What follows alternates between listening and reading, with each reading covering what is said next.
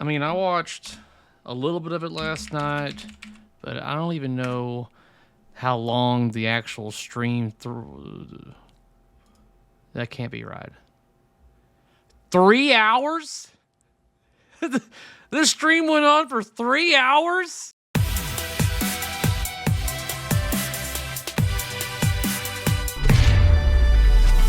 Now, I'm going to assume it went on for 3 hours because there's 3 guys hanging out, having fun, playing pinball.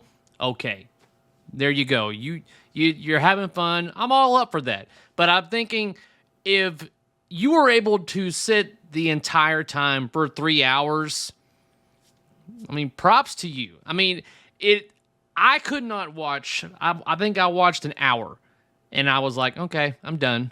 Which typically is not a good sign when it comes to a game being exciting, for me at least. So historically, for me, if I watch a game stream and I'm like indulged, like I can't get enough, and I'm curious about the shots and it's keeping me entertained, then that game is going to do very well. Whereas this game, an hour, and I was like, okay, I feel like I've seen pretty much everything this game has to offer. And so I turned it off and went on doing other things. And I almost did not want to make this video because I feel like what I'm going to say now is something that a majority of you out there have already stated, whether it be on social media, Pinside, podcast, whatever.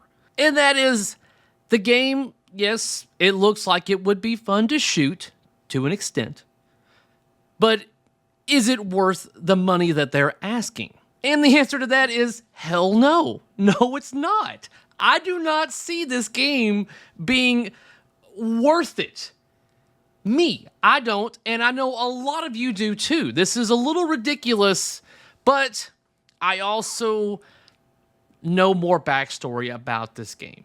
And also the context clues, whether it be through interviews on podcast or even through this 1 hour portion that I got enough information to kind of get an idea about. This game essentially was not Stern's idea, nor was it their intention initially when getting into a handshake agreement with the Bond license holder. Now, this initially was a Steve Ritchie game, and that was already said and done. Like, okay, Stern, we're shaking hands on this. Steve's going to be doing the design. Everything's going good. And then they were like, hey, out of curiosity, would you be able to make another Bond game?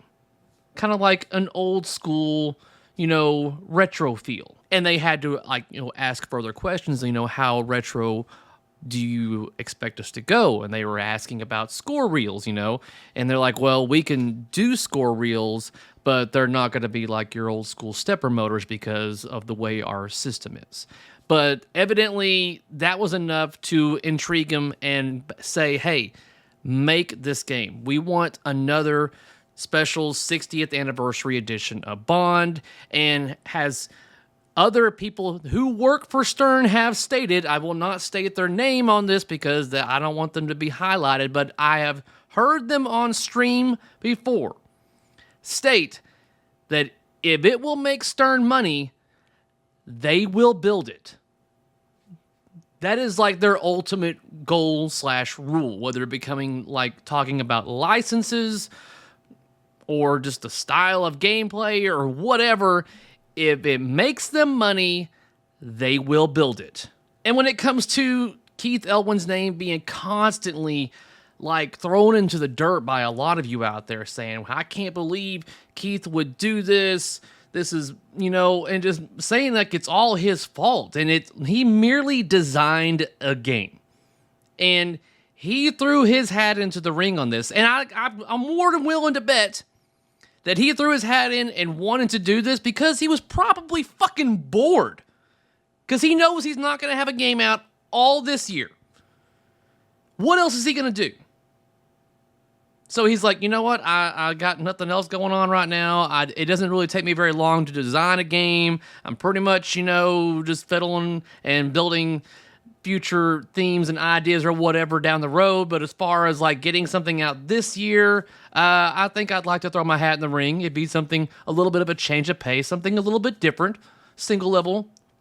Sure, let's do it. He's not in charge of the price point. He's not in charge of the art. That is not his job. He merely designed a game which looks to shoot pretty decent. It shoots like an old school game would.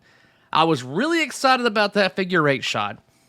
And the more I watched it, sometimes up there is not as smooth as it could be, but it's all about the player in general. But a lot of the times when that figure 8 shot landed, it looked great. But overall, I'm not excited about the game. Honestly, I'm not. Do I want to play it? Yeah, of course. If I never get to play this game, I won't be upset about it. I believe someone's supposed to be bringing one to Texas Pinball Festival. That will give me a better idea. But from what I'm seeing via the stream, it hasn't given me any kind of like excitement or, like I would like to feel about a Keith Elwin game. I'm watching Keith here, and there are times where this game looks to be pretty damn brutal on this guy. He's kind of getting owned right there. He had a multi-ball going, and it just did not go his way. That's kind of funny. And look, I completely get it that this game was not built for the masses. Obviously, it's a limited run, and I think it's going to be even more limited. I do not think that this stream helped with sales. It may have even hindered it in a way, because now the mystery is gone. There is no, man, I wonder how it shoots. Now people know. And a lot of the times a gameplay stream is a make or break for people. It really is. I mean, there's some of you out there that obviously had the money and you bought it early as you did. You don't care because it's an Elwin game and you've got that cash. Props to you. I wish I had that FU money. That'd be awesome. I mean, I really am curious to know how many they're going to end up building. I mean, are they really going to build all of these and then store them in their factory somewhere? Or the distributors going to be holding on to a lot of these? All of the above? Because I just have a hard time believing that they're going to sell all of these through to customers. And if they do, I mean, okay, good. Good for you. But if they don't, which they probably won't, then this will definitely speak volumes to what they're going to be doing in the future when it comes to limited runs and pricings of games. Because do you think if they essentially don't make the money that they were wanting to make with this game, do you think they're going to go, let's try it again, let's see what happens? Maybe that first one was just a fluke. No. Stern does not like to lose money. Any company does not like to lose money. So hopefully this is a one and done scenario. But the Stern marketing team now has data, and that data will continue to grow over the upcoming months, obviously. But future license holders, if they say, hey, can you build us a single level game just like you did with the Bond 60th? Stern's response can be like, yes, we can, but here is the data that we have from that. So it may deter license holders from going that particular direction due to the possible negligible sales. Now, again, I didn't want to make this video because along with what I have to say is what a lot of you have already said, but I'm honestly quite done with James Bond. I'm tired of it. I mean, we've been on the Bond train since middle of last year in anticipation for the game. And then it finally gets revealed quite poorly. And then it finally comes out. And we finally kind of get to play it. And it's kind of like, oh, we're still working on getting the game to be a game at this point with the code. And then eventually they finally reveal the 60th. It has been an ongoing thing for just months now of just James Bond. And I think a lot of us are just kind of like, okay, I think I'm done with James Bond. Can we move on to the next one, please? And that's going to state also is that I don't know if Stern is going to be revealing their next cornerstone in the expected month of March. And if they do, it'll more than likely be after Texas Pinball Festival. Because the anticipated release is Jack Danger's game, which allegedly is Foo Fighters. And he's not going to be at TPF.